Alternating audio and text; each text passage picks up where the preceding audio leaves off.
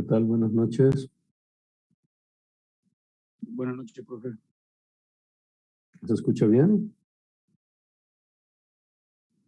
Sí, profe. Bueno, yo sí. Bueno, excelente, gracias. ¿Me avisas a Mauri, por favor? Claro, profe. Gracias.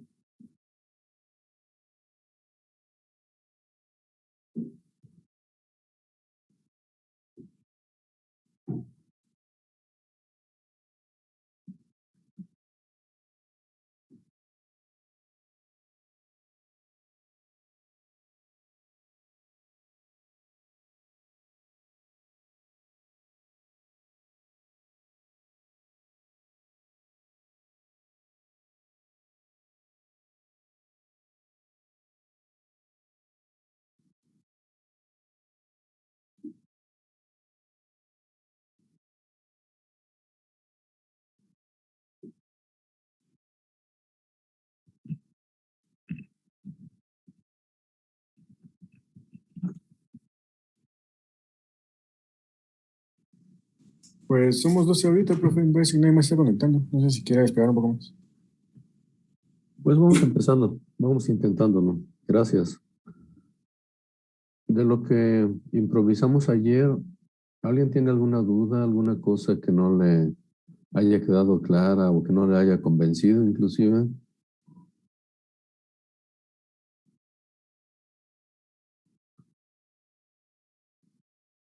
¿Todo más o menos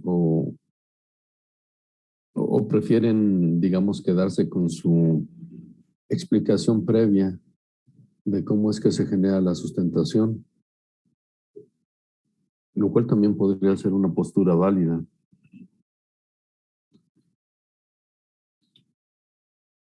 ¿Todo bien?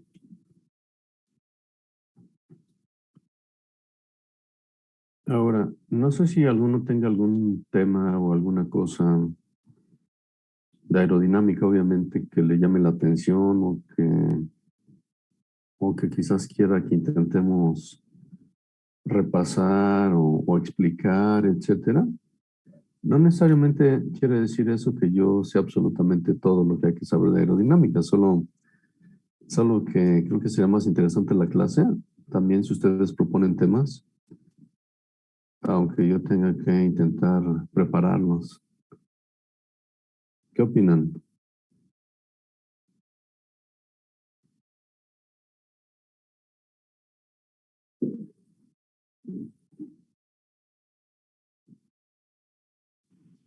Pues parece una buena propuesta. Ok, pero ¿hay alguna idea que se les ocurra ahorita?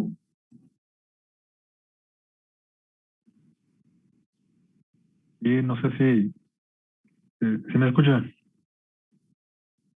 Sí. Sí. Ok, gracias. Darnos una especie de introducción a la aerodinámica supersónica. Ah, demonios, también que me dieran, que fueran a proponer eso. Quizás lo puedo intentar, aunque les soy muy sincero, ahorita no sé absolutamente nada o sé muy poquito. Pero déjame ver si lo puedo preparar. Aerodinámica supersónica. De hecho, si todo sale bien, el equipo 2 mañana va a empezar a jugar con el túnel supersónico. Se va a alinear un sistema óptico que se llama Schlieren. Y muy a grosso modo lo que hace este sistema óptico es en un visor proyectar la silueta o el contorno del objeto que tengamos en la sección de pruebas. Y bueno, cuando echemos a andar el túnel, si es que no se vuelve a tronar la instalación eléctrica, inicialmente el flujo va a ser subsónico.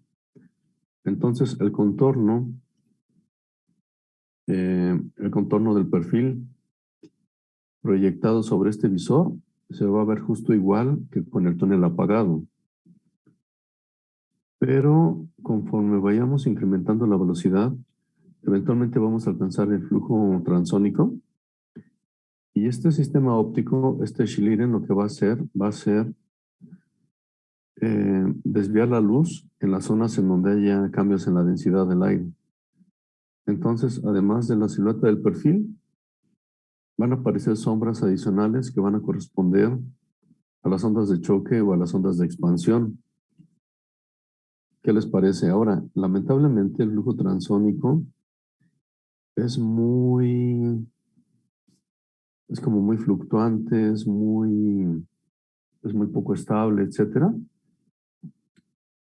Entonces, estas sombras que van a aparecer en el visor, es posible que sean muy tenues o que incluso estén como temblando, que sean como temblorosas. Pero si aumentamos todavía más la velocidad, eventualmente se va a alcanzar el flujo supersónico. Y entonces estas sombras van a ser mucho más claras. Bueno, no claras en términos de necesariamente en términos de que antes hayan sido oscuras y de repente vayan a ser como de color blanco, aunque sí podría suceder, sino más bien más definidas, más que claras. Si en el flujo transónico, en la parte frontal del perfil tenemos una onda de choque en forma de arco y quizás unas ondas de expansión cerca de la parte posterior del perfil, en forma más o menos como de cola de pescado, una cosa así, o en fin, también una especie de arco. Cuando alcancemos el flujo supersónico, ambas, ambas ondas supersónicas se van a convertir en unas Bs horizontales. ¿Qué les parecen? Ahora, las ondas de choque o las ondas de expansión, finalmente, ¿qué vienen siendo? ¿Qué opinan?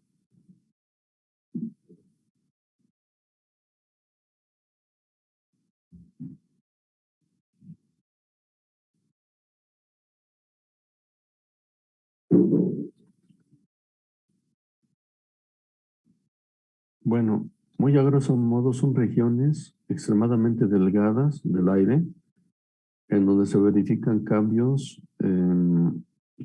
drásticos en las propiedades termodinámicas, incluso en la velocidad, en la presión, en la temperatura, en un montón de cosas.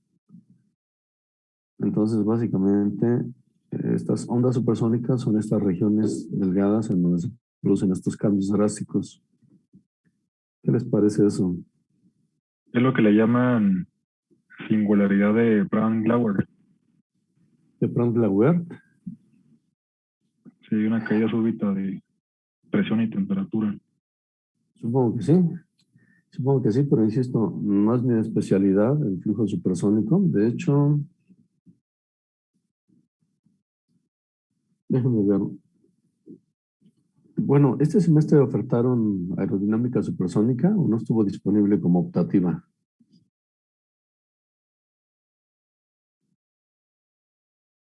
Sí, la abrieron con Noguerón, ¿Ah, sí? pero así que en la hora de la comida de 1 a 2:30, bueno, ya me apresuró y me traslapaba con tópicos. Sí. Rayos, ok. Esa materia la han dado nada más 3 personas en la escuela. Uno de ellos es Noguerón, otro es Tiburcio, y otro, un cuate relativamente joven, que hizo una tesis sobre cohetes. Pero él ya no está en la escuela y era más o menos. Entonces, pues en realidad no hay una especie de experto en aerodinámica supersónica en la escuela y yo creo que quizás incluso en México, lamentablemente. Pero bueno, eso tiene la ventaja de que ustedes pueden convertirse en el experto en esta cosa extraña. A veces basta con que ustedes compren un libro de un tema exótico y que medio lo lean y ya, como no hay mucha competencia, pues automáticamente son los expertos. Ahora, hace algún tiempo fue un egresado de la escuela que estaba trabajando en la Marina. Y fue con algunas personas también de la Marina a la escuela. Y básicamente estaban trabajando en el desarrollo de un misil, o sí, era básicamente un misil. Entonces habían hecho una simulación en CFD, pero querían corroborarlo o contrastarlo contra el túnel supersónico. Y no les salió demasiado bien. No cuadró demasiado bien la simulación con lo del túnel. Y también alguna vez un egresado, bueno, más bien un tipo de maestría de Azcapotzalco, pero que además era militar, probaron una ojiva bidimensional, como si fuera una cabeza de bala, pues, pero bidimensional, en el túnel supersónico. Eso no fue particularmente interesante, excepto que el túnel supersónico es de succión. Entonces, con una máquina de humo, le echamos humo en la parte frontal al túnel y ese humo fue absorbido hacia la sección de pruebas. Y entonces lo que se alcanzó a ver fue espectacular porque se veía no solo la estela de esta bala bidimensional, sino incluso la capa límite. Pero, como ese humo se produce quemando aceite, después se embarró toda la parte interna del túnel con aceite quemado y entonces fue necesario desarmarlo para limpiar todo el cochinero. Y eso fue una verdadera Monserga. ¿Qué les parece eso?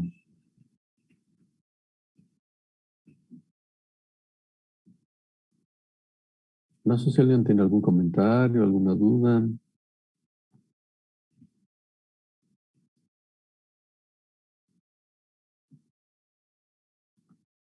Pero bueno, esperemos que ya no falle la subestación y que mañana podamos hacer estas visualizaciones con el Schlieren.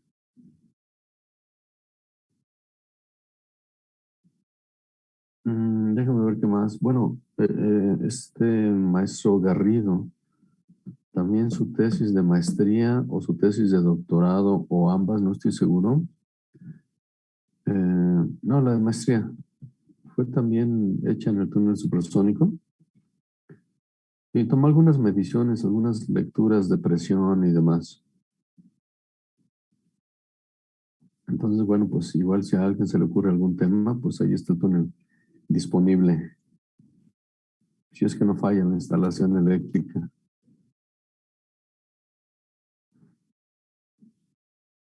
¿Comentarios? ¿Alguna duda o algo?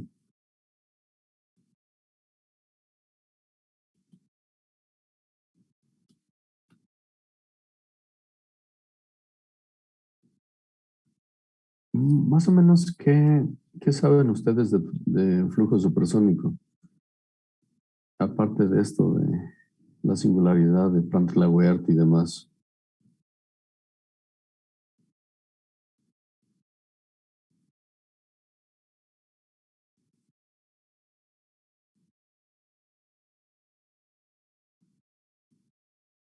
Lamentablemente, a duras penas, se alcanzan a cubrir los temarios completos.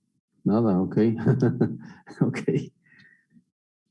Quiero decir, a duras penas medio se cubren los temarios de flujo subsónico. Y no sé si actualmente alguna materia oficialmente se involucra algo de flujo supersónico. De hecho, aerodinámica de quinto semestre sí debería involucrar algo de flujo supersónico e incluso transónico. Pero el temario está muy mal hecho y entonces como que perdieron el piso. Ujú. Sí, está esta materia optativa de aerodinámica supersónica que casi nadie ha tomado y que casi nadie ha impartido, además. Y de repente, lo cierto también es que algunos maestros son de superflojera, ¿no? Entonces, incluso si fuera la aerodinámica más padre del mundo, pero con un maestro de flojera o un maestro aburrido, ni para qué, ¿eh?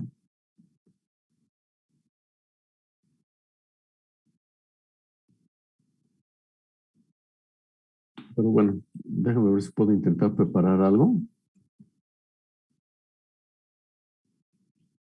Y de todos modos, pues, aunque sea poquito, pues les va a tocar jugar con un túnel de viento supersónico, lo cual es algo que casi nadie en la historia de la humanidad ha tenido el privilegio de hacer, ¿cierto? Así que no está tan mal. ¿Qué otro tema les llamaría la atención de preferencia que no sea supersónico, transónico o hipersónico?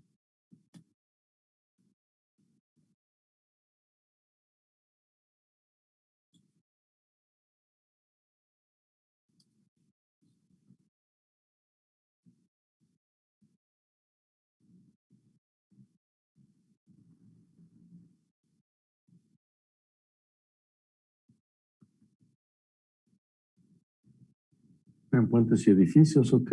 Eso puede ser más fácil. Muy bien. Bueno, carga por viento, correcto. Ok. No hemos hablado, ¿verdad?, de cómo se simulan los edificios o si hemos platicado algo.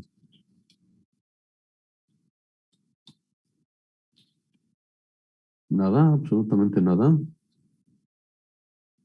Ok.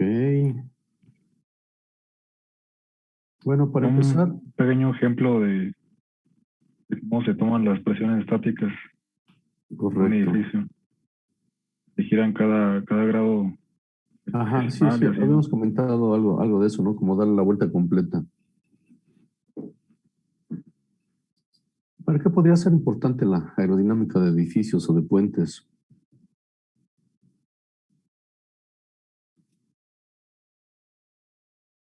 Aparte de las cargas por viento, ¿qué otra cosa podría ser relevante?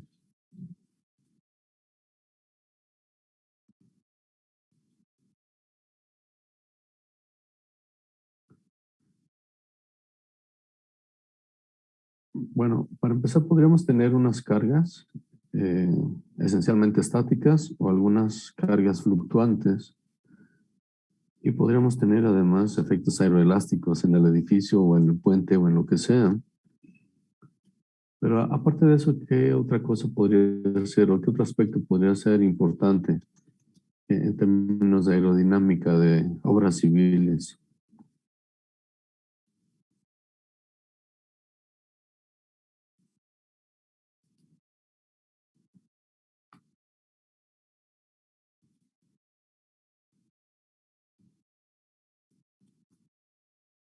¿Solo servirá para cargas por viento, la aerodinámica de edificios o es más complejo que eso?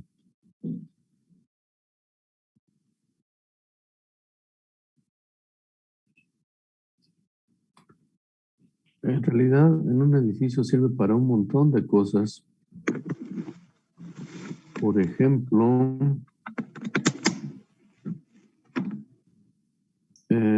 cuestiones aeroacústicas para ventilarlos. Sí, claro, para ventilar el edificio, en lugar de usar em, ventilación forzada, es decir, electricidad para mover ventiladores y ventilarlo. Hay algunas especialidades en arquitectura que tienen que ver específicamente con eso. Em, y que llaman básicamente arquitectura bioclimática. Entre otros lugares, esa cosa, esa especialidad o ese posgrado está en la UAM de Azcapotzalco. Entonces, bueno, efectivamente buena parte de lo que hacen ellos tiene que ver con la ventilación natural. ¿Cómo se puede resolver esta ventilación natural? O más o menos qué trucos se pueden usar.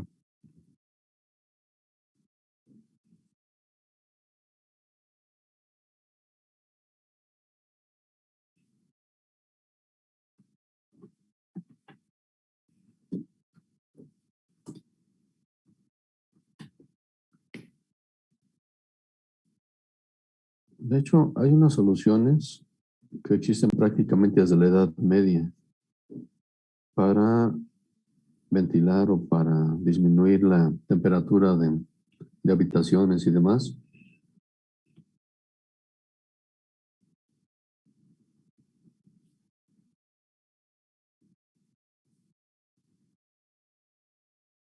Una de ellas se llama Malgalf, que es una cosa que inventaron los árabes. Y es básicamente esta cosa. Entonces, bueno, si el viento está soplando en este sentido, el viento va a entrar, va a desalojar calor a través de alguna ventana, pero si está soplando en la dirección opuesta, entonces vamos a tener una estela aquí, o sea, baja presión, y entonces más bien el viento va a recorrer en este sentido. Es bastante ingenioso, creo. Algunas soluciones tienen que ver con colocar cuerpos de agua en azoteas y en zonas elevadas, y eso de manera casi automática va a quitarle bastante temperatura a los edificios, pero eso obviamente tiene algunas dificultades de impermeabilizar y de un montón de cosas. El mismo proceso de subir el agua o que se haga ahí un criadero de moscos, etcétera. ¿Qué más? Profe, una Ventilar. pregunta. Para este edificio que rota que estaban diseñando ahí creo que es Abu Dhabi, ¿no? No me parece. ¿Cómo se hizo el análisis de carga de viento? El edificio este que se probó en la escuela. No, uno que estaban haciendo por el oriente que era capaz de rotar ciertos segundos cada nivel, que estaba en edificio planes de sería, diseño. No me acuerdo el nombre, profe, la verdad, pero estaba en planes de diseño que era capaz de rotar, uno de los más altos que iban a construir por ahí. No tengo conocimiento de esa cosa, pero voy a tratar de checarlo.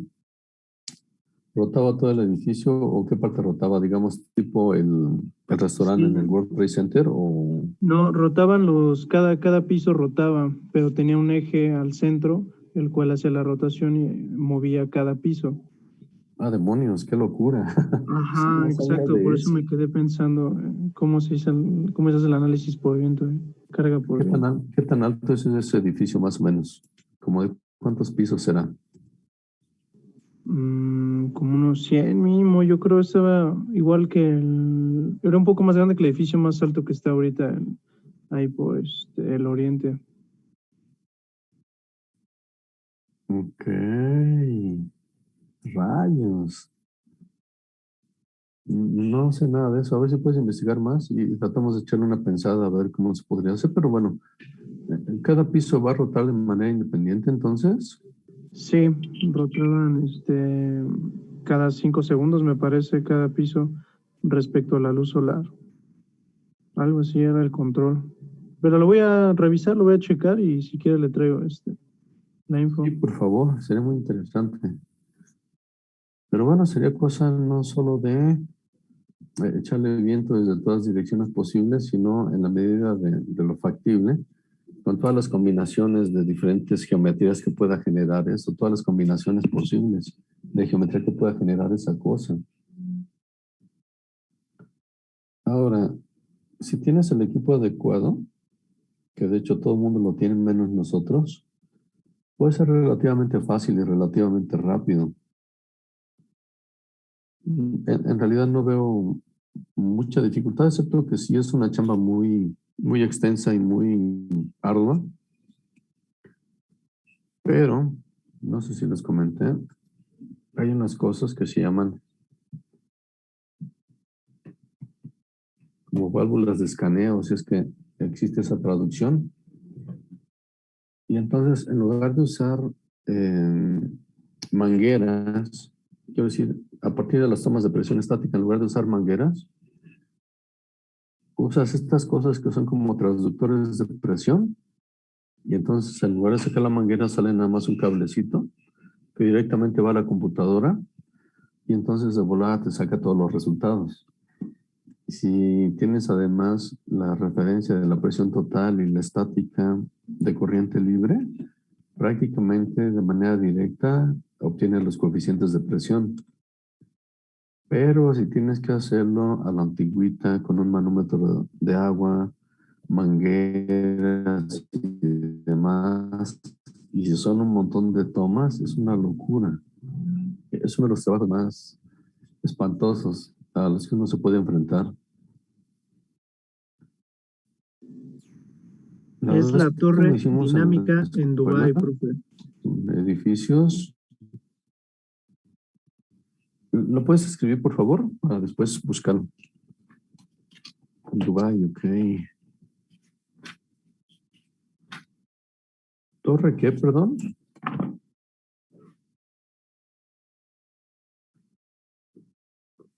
Dinámica, ok.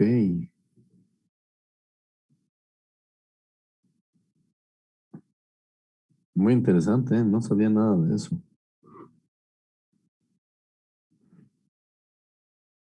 Bueno, voy a ver qué encuentro y le voy a echar una pensada a ver cómo se podría simular esta cosa.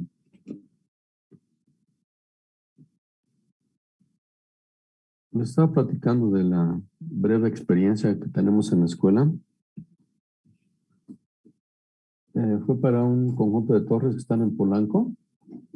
Y entonces a una de las torres le pusimos como 120 tomas de presión y hicimos la rotación, me parece que cada 10 grados o cada 20 grados. Y adicionalmente en una de las plataformas, es decir, es como si en una especie de plataforma, a partir de ella salieran varias torres. Pero esta plataforma tiene áreas verdes, entonces les interesaba también conocer la velocidad local ahí. Y en la plataforma había como 60 tomas de presión más, entonces era una locura hacerlo con manómetro de agua. Pero como la escuela ya se había echado el compromiso, pues no teníamos de otra más que hacerlo. Pero ciertamente no fue nada lindo ese trabajo. Ahora, esto ya tiene varios años que se hizo. De hecho, fue durante el paro larguísimo que hubo en el Politécnico. Pero en ese inter hubo un congreso en el Colegio de Ingenieros Civiles de México, un congreso sobre estructuras de edificios, pero digamos túnel de viento y estructuras de edificios. Entonces hubo trabajos presentados por brasileños y por un montón de gente. Y lo que logramos hacer no le pedía prácticamente nada a lo que presentaban los brasileños o gente de muchos lados. Así que creo que no estuvo tan mal a pesar de las limitaciones y a pesar de que lo primero que tuvimos que hacer, en lugar de diseñar los experimentos o decidir la escala del edificio y demás, fue modificar el túnel, hacerlo más largo. Y ya nomás con eso nos llevamos un montón de tiempo y un montón de lana.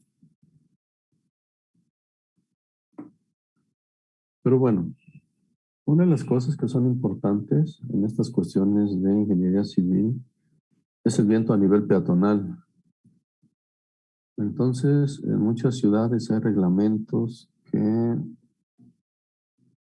establecen, digamos, límites de viento a nivel de calle para que el viento no vaya a tirar al viejito que va caminando, etcétera. Déjame ver qué más.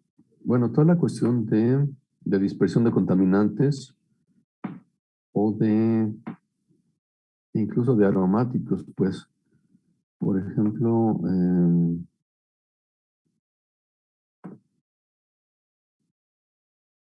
de procesos de preparación de comida o algunos procesos industriales que a lo mejor no contaminan como tal, pero que pueden despedir aromas muy horribles.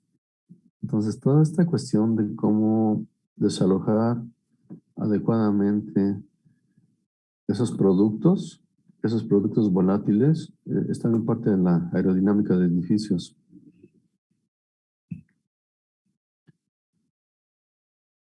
Y hay muchas cuestiones que tienen que ver, por ejemplo, propiamente con aeroelasticidad. Pero entonces, imagínense esto, además de todas las broncas de simular escalado al viento, hay que escalar las propiedades estructurales del edificio. Esto sí está endemoniadamente complicado. Pero se han encontrado algunos materiales que más o menos reproducen precisamente estas cuestiones como quizás módulo de rigidez o ese tipo de cosas, pero de manera escalada. Una de las cosas, híjole, no me acuerdo cómo se llama originalmente, pero una cosa similar al plastiacero parece que funciona adecuadamente para ello. Una de las cosas que se pueden hacer, aunque sea de una manera muy primitiva, es ensamblar el modelo de edificio, digamos, piso a piso.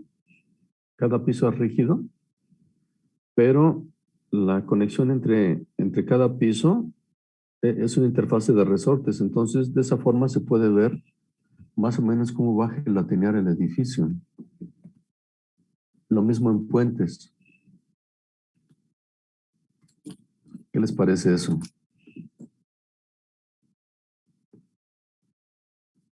Un montón de procesos, por ejemplo, de acumulación de nieve, se pueden simular rápidamente en túnel de viento. ¿Qué más?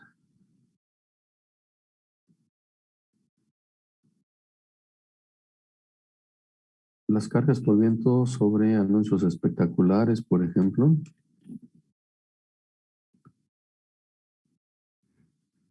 ¿Qué otra cosa?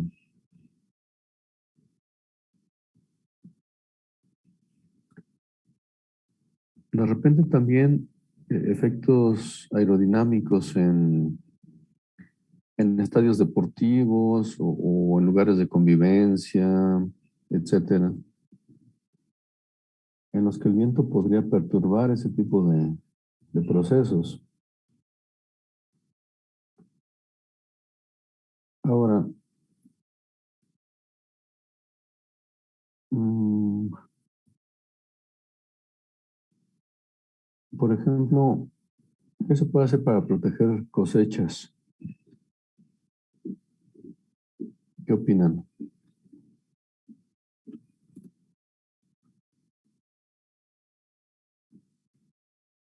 Para proteger una cosecha de los efectos del viento. No rompeviento. ¿Y cómo sería ese rompevientos?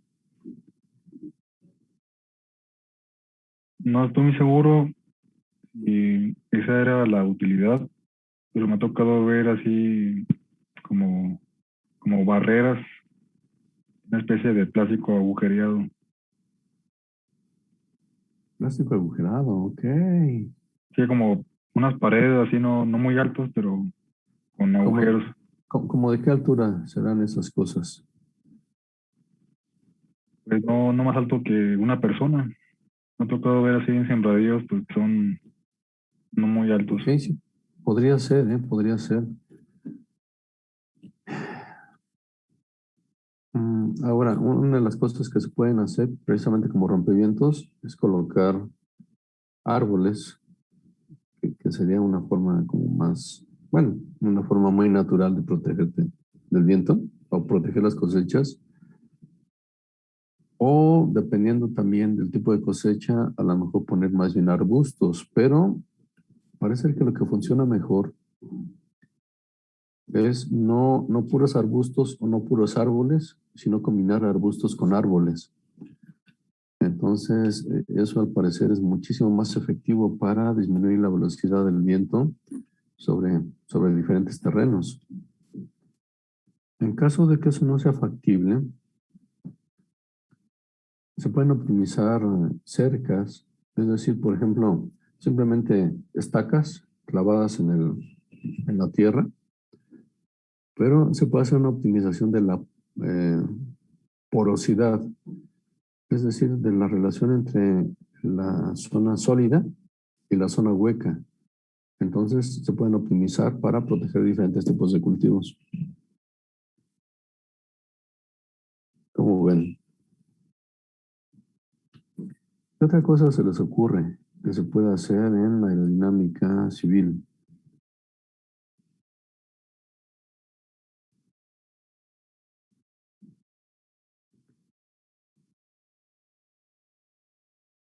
¿Qué tan complicado será resolver bien un heliopuerto?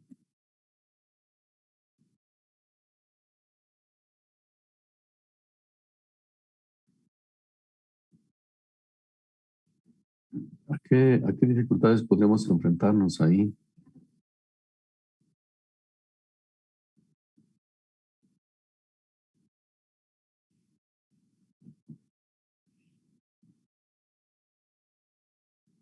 ¿Qué opinan?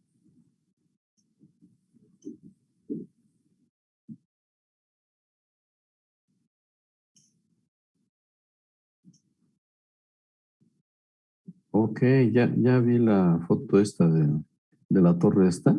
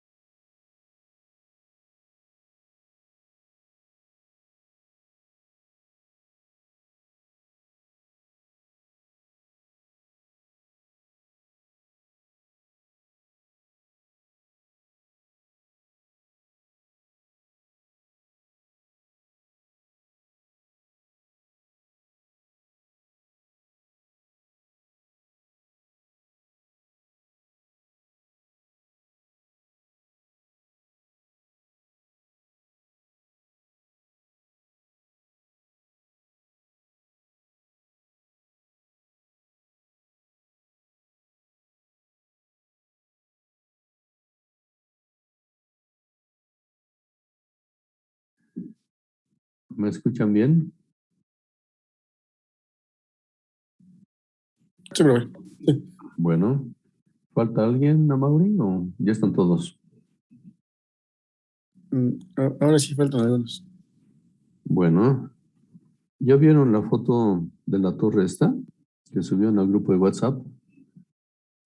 Sí, profe. ¿Qué opinan de eso,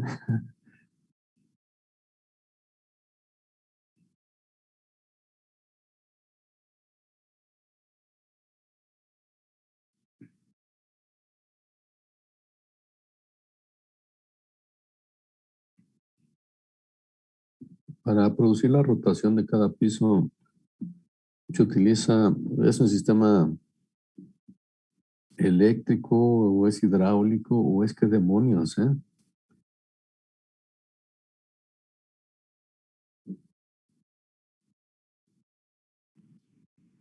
Igual es libre. No, el mismo viento la mueve. ¿Quién sabe? No se me había ocurrido esa posibilidad, pero es interesante. Hace años tuve un alumno en quinto semestre, eh, pero él antes había estudiado odontología.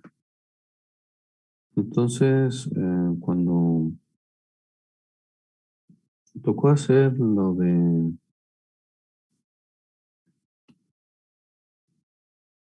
las tomas de presión, el modelo con tomas de presión, él decidió hacer un modelo de la Torre Mayor, pero usó algunas técnicas y algunos materiales que se usan en odontología, unas resinas, que a lo mejor funcionan bien en algo del tamaño de una muela.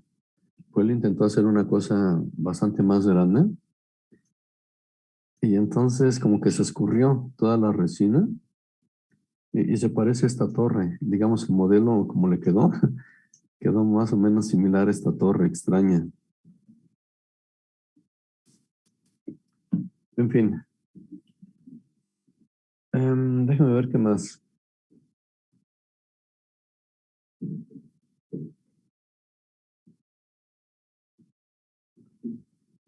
Ahora, ¿qué pasa con los puentes? ¿Qué es lo que hay que cuidar en un puente?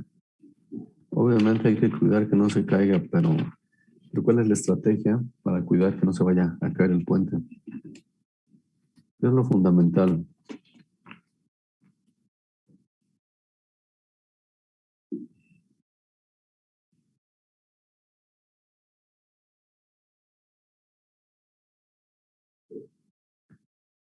Ok, ¿qué opinan de esto? Que no se alcance la frecuencia natural del puente. ¿Qué piensan de ello? ¿Es la frecuencia natural de manera precisa o incluso un múltiplo de esa frecuencia? ¿Qué opinan?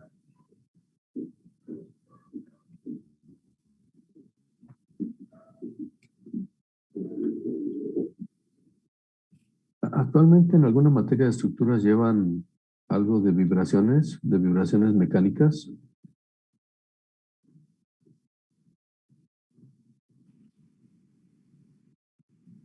Dinámica Mm, estructural, ok.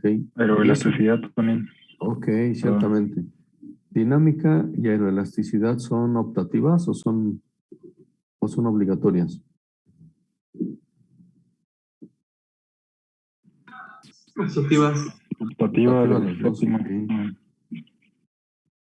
Ok. ¿Alguno de ustedes se tomó alguna de ellas?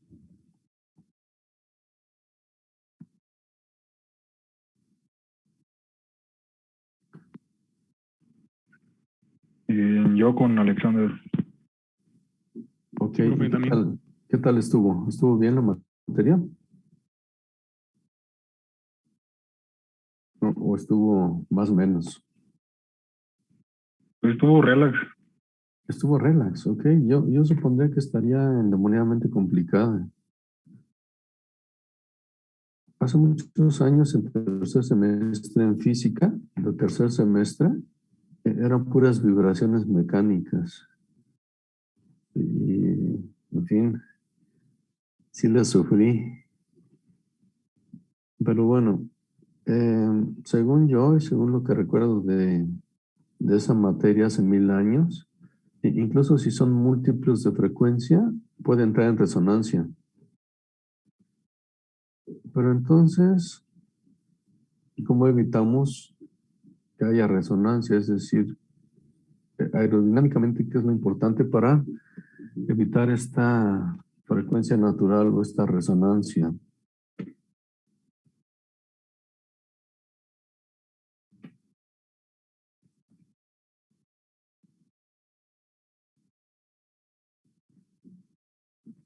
Bueno, básicamente lo que hay que evitar es que en la estela se produzca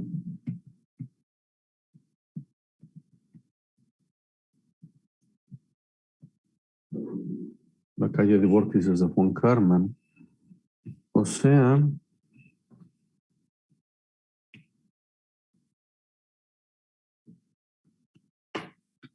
este tipo de estela con vórtices alternados de un lado y del otro.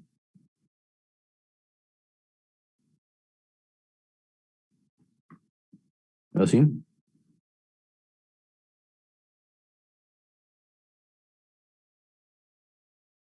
De hecho, aprovechando, digamos, lo que habíamos platicado ayer, si tenemos este vórtice girando así, entonces se va a producir una fuerza, algo parecido a una sustentación hacia acá. Y en este otro se produciría hacia este otro lado, etcétera. Entonces, alternativamente estamos produciendo fuerzas que van hacia un lado y hacia el otro, más o menos perpendicularmente a la dirección de la corriente libre. Entonces, básicamente lo que hay que checar es que no, en todos los rangos posibles de velocidad y en todas las direcciones posibles del viento, no se produzcan estos vórtices de von Karman.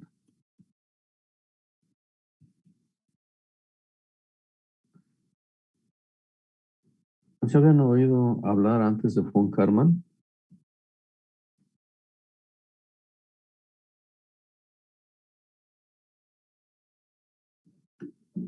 Bueno, de hecho ayer lo mencioné, de que lo entrevistaron los reporteros y le preguntaban qué onda con esta explicación de la sustentación en las alas.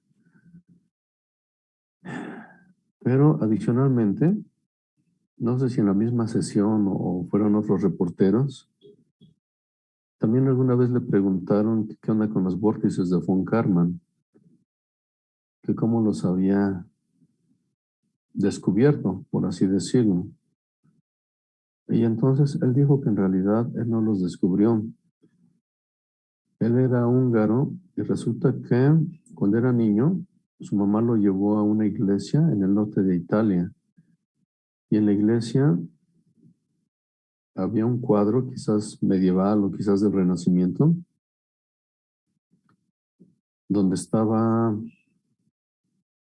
San Crisóstomo. Un cuadro de San Crisóstomo. Resulta que este santo se supone que era un gigante y entonces su chamba consistía en ayudar a pasar a la gente de un lado del río al otro lado, a la otra orilla. Y de acuerdo con la leyenda, alguna vez le tocó cargar a un bebé. Y a pesar de que era un gigante, a duras penas pudo cargar al bebé. El bebé representa al mundo y todo esto, ¿no? Y entonces, en este cuadro está la pantorrilla de este personaje en el agua.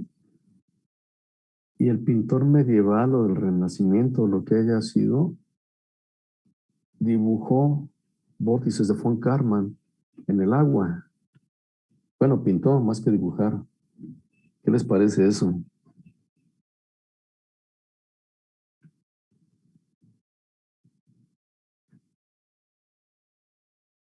¿Les ha tocado a ustedes ver estos vórtices o sentirlos?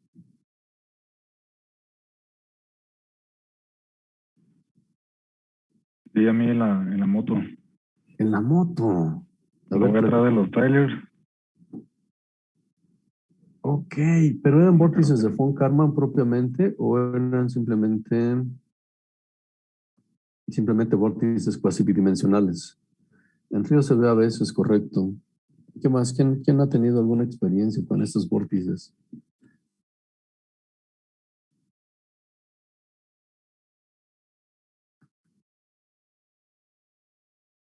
A veces en alguna taza de café, ya ven que luego se le hacen como espumita arriba, como burbujitas. A veces pasando la cuchara a cierto ángulo y a cierta velocidad se producen vórtices de von Karman. Y alguna vez que compré una cartulina, estaba enrollada la cartulina, y entonces conforme iba yo caminando, sosteniendo muy tenuemente la cartulina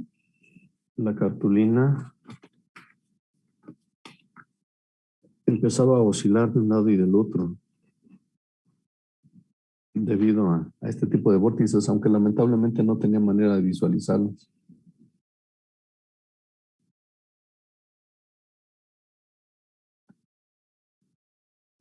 Déjame ver qué más podemos decir de los edificios.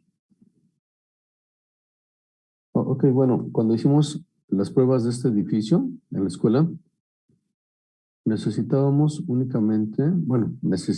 la distribución de coeficientes de presión y eso fue un trabajo solicitado por el despacho que iba a resolver la estructura del edificio. Entonces, necesitaban la distribución de coeficientes de presión, pero sucedió una cosa extraña. Hagan de cuenta que eh, obtuvimos en todo este montón de tomas y en este montón de ángulos y demás, coeficientes de presión de manera individual, pero también después lo que hicimos fue en cada una de las paredes o de las fachadas, enchufarlos todos a un múltiple de conexión y entonces sacar el promedio de coeficientes de presión sobre cada pared. Entonces, bueno, se supone que sobre cada pared estaban promediados por vía de conectarlos todos a un solo volumen y de ese volumen sacar una sola manguera hacia una sola columna del manómetro. Sin embargo, si nosotros sumábamos los coeficientes de presión individuales y los dividíamos entre el número de tomas y lo comparábamos contra esta cosa promediada en toda la pared, salía muy diferente o razonablemente diferente. Entonces nos asustamos.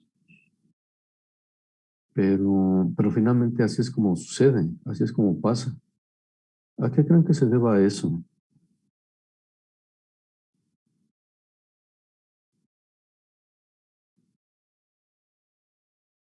¿A qué se deberá que no coincidían ambos promedios?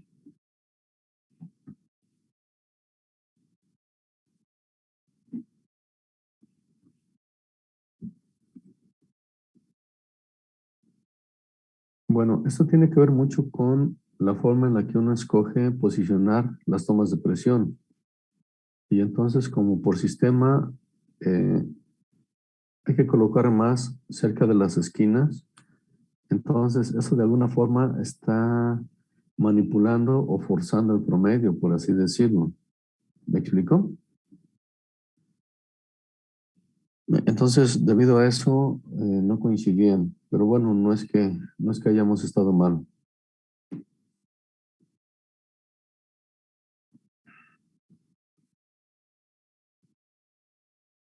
Déjame ver qué otra cosa.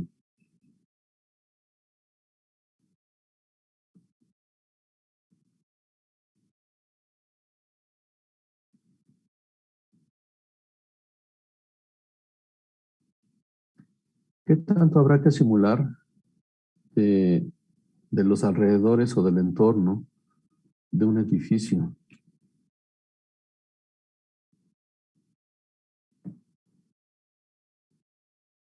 Es decir, la maqueta del túnel de viento, ¿qué tanto debe abarcar de la periferia o de la cercanía al edificio?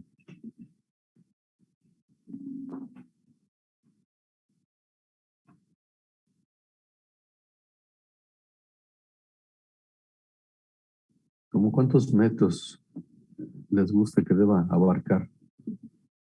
¿O cuántas cuadras?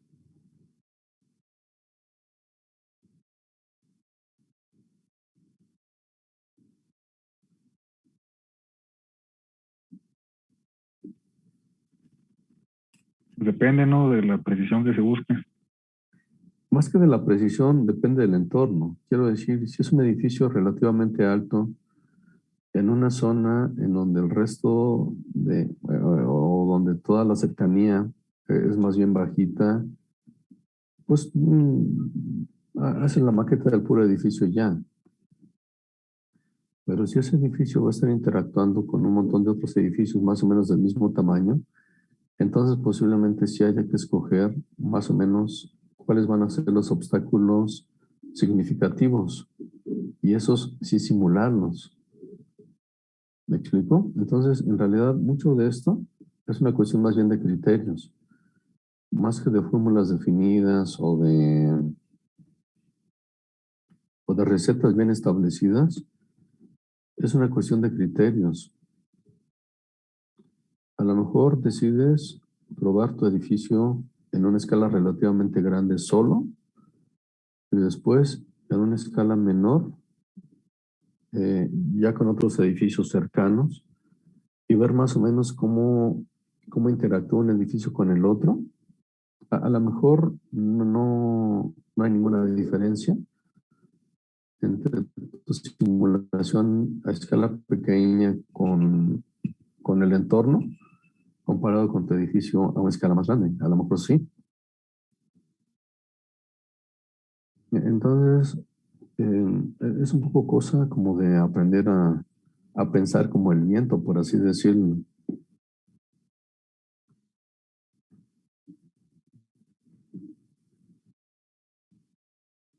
¿Qué otra duda tienen o qué otro comentario?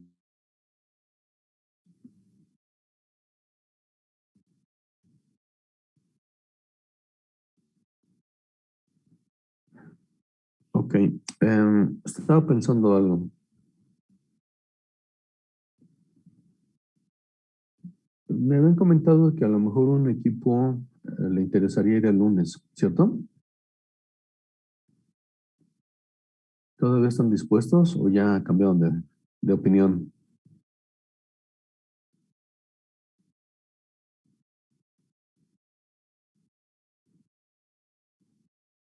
Bueno, piénsenlo y me avisan, pero yo creo que va a depender mucho de que mañana todo salga bien y no volemos la incipiente instalación eléctrica.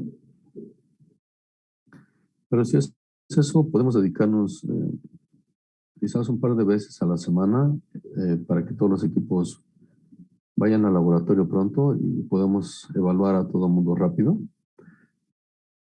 Pero también una cosa que me preocupa tiene que ver con el hecho de este alumno brasileño de intercambio.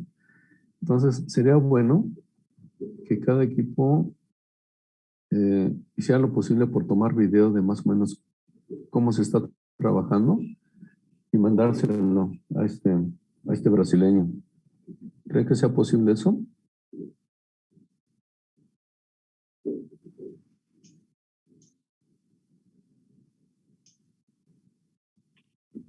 Sí, Sí, video en laboratorio, ¿no? Ujú, sí, sí, lo del laboratorio, claro. No creo que haya ningún problema. Bueno, sí, a ver qué tal. A ver qué tal. Y posiblemente también mandarle los resultados. Quiero decir, no los resultados, más bien las mediciones y que él obtenga sus resultados también. A ver qué tal. A ver qué tal rifa el brasileño. ¿Sale? En fin, dejamos la clase aquí y el equipo 2 nos vemos mañana en el laboratorio a las 12. Traten de ser muy, muy puntuales. También para avanzarles rápido y terminar rápido. ¿Sale? Sí, profe. Oiga, profe, y si usted va a estar Bueno, muchísimas gracias. Que tengan buena noche. ¿Qué pasó? No alcancé a escuchar.